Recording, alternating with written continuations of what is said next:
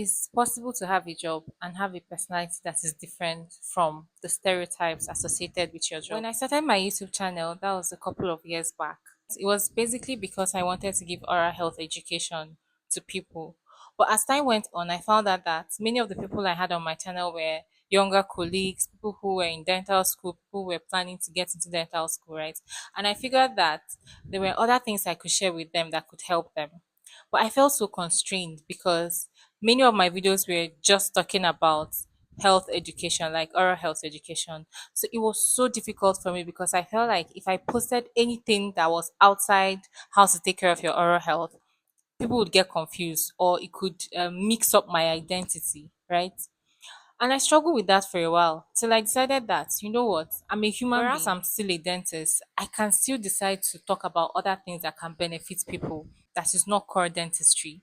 Okay. And it's not just me. I feel like a lot of people tend to associate their job with their personality. So because you do a certain kind of job, you feel like you have to live a certain kind of life. Especially doctors. In fact, sometimes when people see doctors who are not looking bookish or nerdy, the first response is, "Oh, you're even a doctor." Like nobody can believe you're a doctor. I just wonder, are doctors supposed to go around with stacks of textbooks on their head so that you know that they are doctors? And that stereotype can be very limiting because you can have a job that is something you do to earn a living, but there could be other things that you're interested in that is outside your job, right? So when you feel the need to keep showing up a certain way because this is what your job demands from you, you rob yourself and even the world at large from tapping into the other things in you that could be of benefit to them. Learn how to separate what you do for a living and the life that you have. It's okay for you to decide to go into content creation and create content about things that are not related to healthcare. This does not mean that when there are conversations that you can have meaningful inputs in,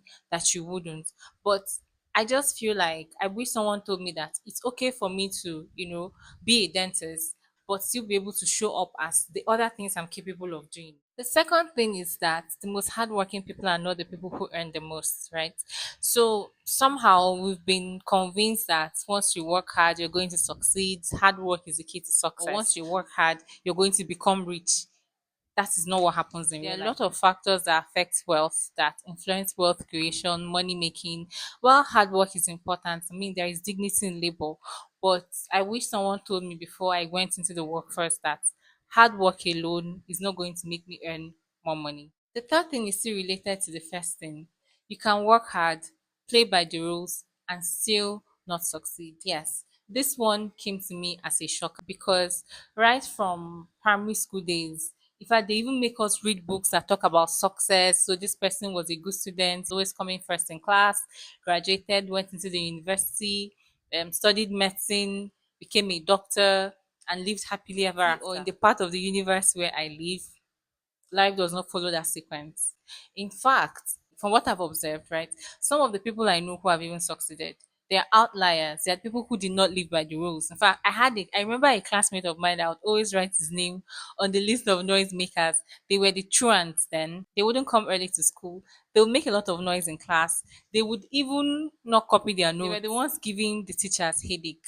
Some of them now are, they are doing very well for themselves. I mean, using finances as a yardstick to measure success.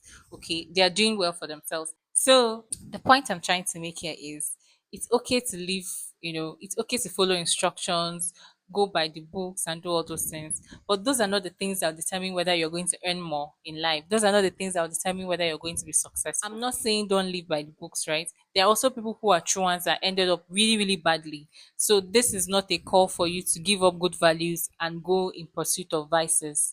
Not at all. I'm just speaking from a very realistic point of view, like things that, because in my head it used to be so straightforward that you cannot like do all these things and not turn out, spendiously rich and very, very successful. But from what I've observed so far, there are other factors that play in. And I've understood that those rules were made to make it easy for us to be governed, make it easy for us to be ruled or led as a people. Those rules were not made for you to become a multi-millionaire or a billionaire or something very outstanding.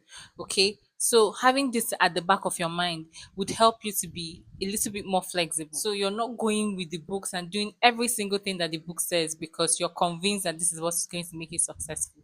You're doing it because this is what you want to do and you feel like this is the right path for you to follow. The fourth thing I wish someone told me, especially for someone going into healthcare or working a 9 to 5, is that you need financial literacy and a lot of discipline. Else, you're going to be broke at the end of the month, regardless of how much money you earn. Yes. So, as somebody who works a 9 to 5 or who earns a monthly salary, you should be able to say, these are the expenses I make, these are the recurring expenses, this is where my money goes to at the end of every month. It's going to help you budget.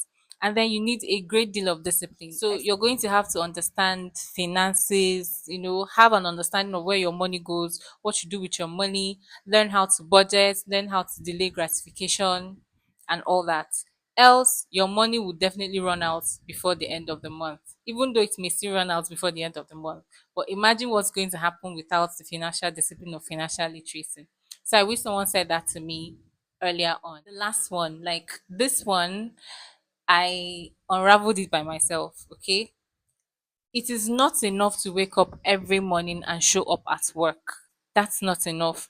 That's how people get stuck in a job they don't like. That's how people spend 3 years, 4 years, 5 years, 6 years, 10 years in a sector or in an organization, only for them to realize that this is not what they want for their lives, or even look back and realize that they haven't really made so much out of their life. It's not enough to show up every day at work. You need to plan your life. You need to tell yourself that this is how long you intend to spend in this place. And if you're going to spend anything beyond this time frame or duration in this place, you need to have a roadmap. Like, do you intend to have climbed to this level? Do you intend to have been promoted to this cadre? Like, there has to be something you're working towards. You cannot just wake up every morning, show up at work, get your salary at the end of the month, the next day rinse and repeat and continue the cycle. There has to be something you're working towards. You need to have a goal. Maybe you're hoping to save up a certain amount of money so that you can transit into the next stage of your life. Maybe you're hoping to learn the skills required in that role so that you can open up your own organization. There just has to be something, right? So that you don't spend 5 years, 10 years, 20 years in a place only to realize that, you would have made much more progress if you had time frames and timelines associated with the things you wanted to achieve. So if you're in a place and the place is not serving you anymore, you can actually up and leave. Okay, it's very possible, it's very doable. But how would you know that the place is not serving you anymore if you don't have any metrics to measure your success, no standards to measure your progress? So you're likely going to just be in a place and keep moving on a cycle. Basically, your life is going to remain the same if you don't make any tangible efforts to make a change in your life. The way your life was in the last 5 years is likely how it will be in the next 5 years if you don't make any plan, or if you keep repeating the things you did 5 years ago. It could even be worse. You have to know how to improve, get better, adjust in order to fit into the prevalent circumstances. There are times you need to up your game, there are times you need to downsize. There are things life would demand from you, right? But honestly, it is not enough to show up every day at work. There has to be something that you're working towards. So in the medical field, there is specialization. Maybe you're looking towards becoming a resident, a consultant. If you're not in a specialty training program and you're in private practice, there still has to be something that you're working towards. You don't just wake up every day, go to the same work, do the same thing, no goals, no aspirations, no targets, nothing. So I wish someone said the things to me when I graduated and I was planning to get into the workforce. But as they say, the best time to start was 1 year ago. The next best time to start is now. So now that you know better, hopefully you're going to do better. If you have not subscribed to my channel, please hit the subscribe button. I'll be glad to have you. And turn on your post notifications so that you get notified every time I post new videos. Take care of yourself and see you in my next video.